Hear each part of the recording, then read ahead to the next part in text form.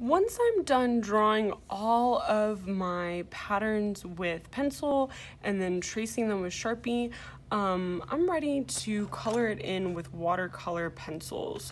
Watercolor pencils look like just a normal colored pencil.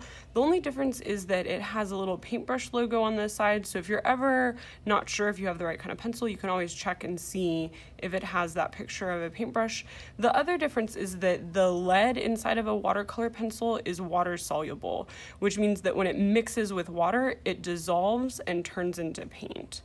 What you're gonna do is you're gonna color in all of your different spaces. For some of the spaces, you can color the space in solid, just one color.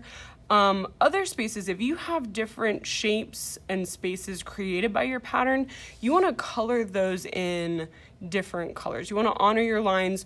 Don't take a spot that has different spaces and details and just color the whole thing one color, because that's gonna make you lose some of your detail.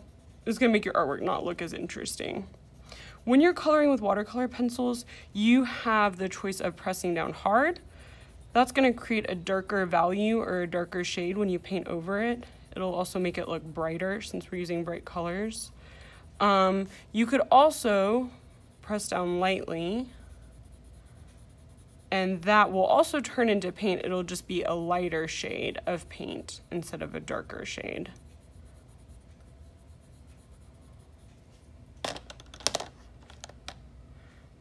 As you're coloring, you want to take your time, stay inside the lines, color with craftsmanship, make sure you're coloring it in neatly.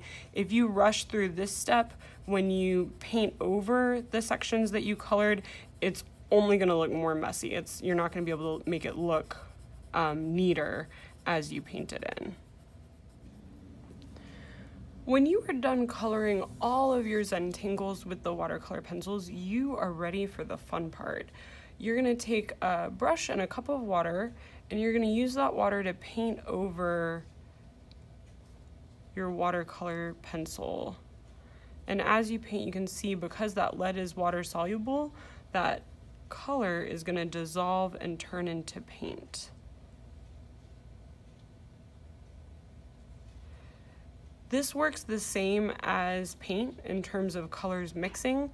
So if you are painting a spot where there are more than one color, you want to make sure that you do not do what I'm about to do. Don't take your brush and just paint over all of it like that.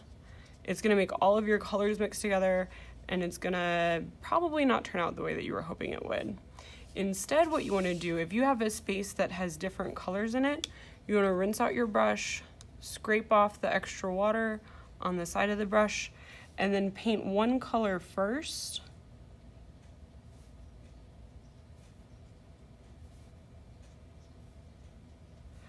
And I would suggest letting that color dry for a little bit. Maybe you could paint on the pattern that's next to it, or a different pattern on the paper. And then once this is dry, you could go back, rinse out your brush, scrape off the water, and then you can paint the other colors around it. And those colors will stay nice and bright if you rinse your brush in between them.